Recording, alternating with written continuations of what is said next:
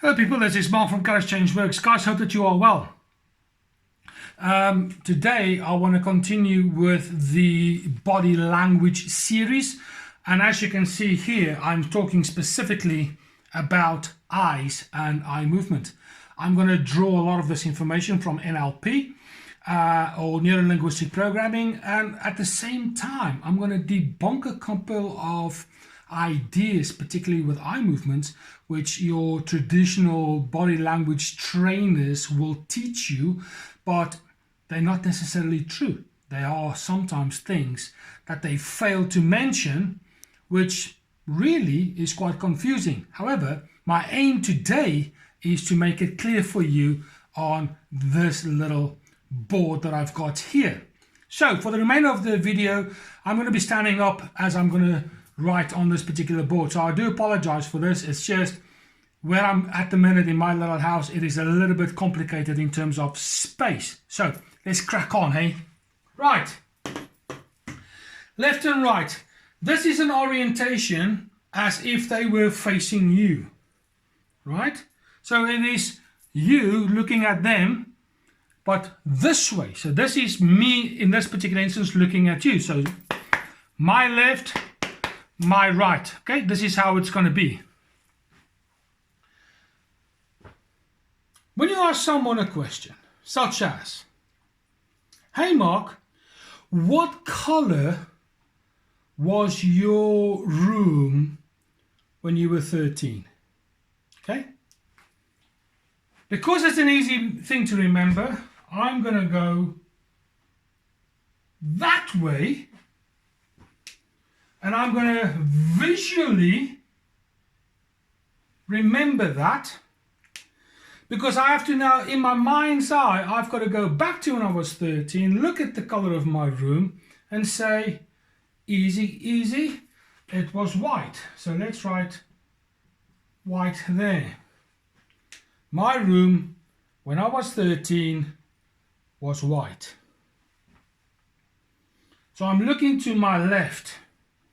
I'm remembering things. The only reason why I know that that's sort of accurate is because up is visual when you're looking upwards, not your ears, but up from your ears. And because I'll be standing here looking at them here, because it's on my right hand side, I remember R stands for remember, easy, picture, remember, easy peasy. Well, that's how I try and remember it. Right, so my room was white at the age of 13. Looking up into that quadrant over there. However, if you ask me, Mark, what would that white room look like if it was pink with fluorescent purple dots? Right? Pink with fluorescent purple dots. I might look straight up ahead. Right? Or if the pupils were there, I might look up that way and that way in order to collate pink and fluorescent purple dots. So I'm drawing a recollection of what those two things look like. I amalgamate them into one, and then I might flick my eyes in that orientation. Now this process here takes nanoseconds. It is so quick you won't even realize that you're doing it. You'll go, oh yeah, and you look over here, because now I've got to take a white room, make it pink. So there's now kind of a construction that takes place, and then I've got to put fluorescent purple dots in it. So now I've got to visually construct something from white to pink with fluorescent purple dots. And as soon as I get that, I can then return and look straight ahead. Right? It takes fractions of a millisecond to do that process. Here is Debunking. If you speak to police, the FBI, all these kind of authorities, most body language trainers, they will tell you that should you remember something and you're looking in this orientation here, you're telling the truth because it's easy to remember the truth. You just remember it. However, because you've now got to construct an answer, you're lying. It is such a feeble, weak generalization because this bit here is accurate for 80% of the people who are right-handed, like I am. The question comes, what happens if you deal with people who are left-handed? Chances are this visual construct now becomes visual recall, and likewise this visual recall becomes visual construct, because they are reverse orientated compared to the top one here as normally organized or arranged, call it whatever you want, organized. So when you're left-handed, there's a chance that you will be visual remembered this side and visual construct on this side because you're left-handed. Let's put another little spanner in the works. You're in the military. You are now forced to look straight ahead. I know. I did spend some time in the military. So the corporal will stand here and he will shout all sorts of things towards you. As soon as you look this way, you're doing push-ups. Why? They force you to look straight ahead. Let's look at something else. What about these countries such as Taiwan, Vietnam, China, Japan, where the culture is, you look straight ahead regardless.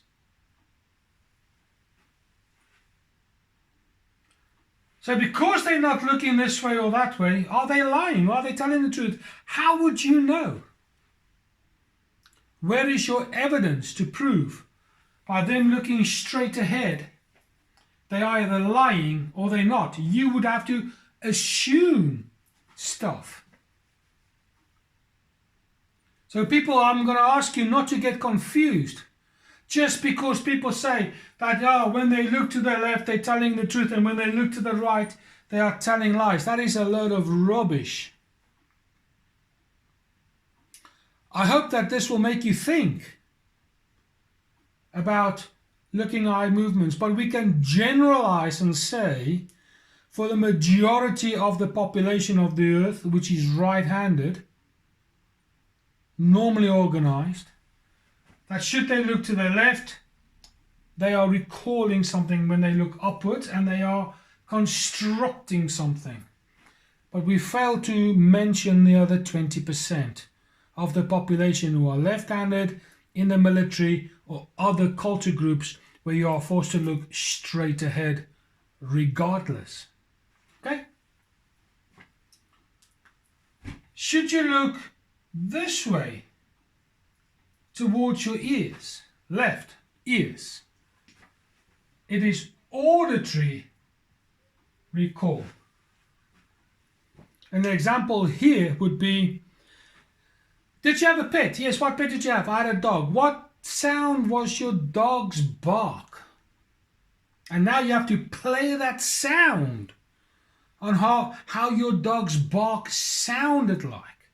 And again, these things are fractional, really, really quick. Boom, boom, you got that, and you say it sounded like whatever. So when you look to the left in a straight line, as if you were looking towards your ears, it is auditory recall. Same scenario here. If you look this way towards the to their right, your left, it would be auditory construct. Same situation. How was your dog's bark? What did that sound like? What would happen if he had a sore throat, or you gave him a lot of helium, or he barked like Donald Duck? Now you've got to take Donald Duck's sound, which could be a recall, and now you've got to kind of amalgamate that into your dog, and now you've got to construct a different sound as to what your dog would sound like if he had a sore throat or he spoke like Donald Duck, or she spoke like Donald Duck. Needless to say, the same appears and happens with left and right-handed people. The same applies to those little subculture groups and the military where you are focused straight ahead. Should you now look this way, down to your left, or as you are looking towards them, so they're looking to their left, and as you're looking it is down to your right, this is what people would call auditory digital. Now it's a fancy term, otherwise translated as self-talk. The way you speak to yourself, it's your thoughts, your internal voice.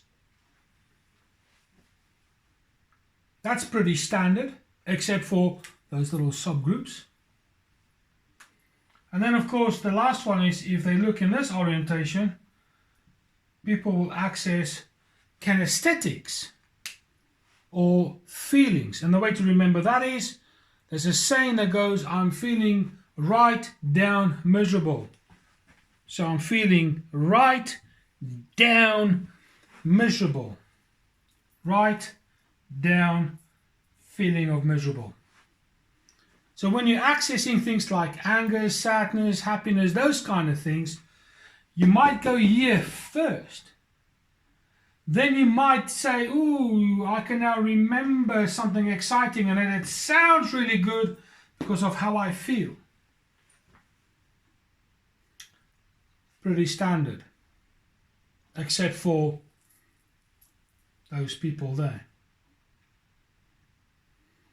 So what am I trying to say in all of this? Don't assume that just because this is where the bulk of the population go to recall information, that they can remember, that they're speaking the truth. Because we've identified culture groups and military. And even if we look in society, there are certain families that will tell you in the Western world, look straight ahead. Or you might get the opposite. Look at me when I talk to you. Because they might want to look straight ahead. And the parent is saying, look at me. Which is going to be odd. Because generally speaking, parents are taller than their children. So when it comes down to eye movements, yes, it is rich in what it can tell you how the people that you are talking with will draw their memories. Visually, auditory, self-talk, or kinesthetically, feelings. But just because of these other little elements that most people will not train you in, I believe it's my purpose to bring it in and say, be aware. I use this constantly in my therapeutic work because it gives me an idea of how I need to go about my job, building rapport.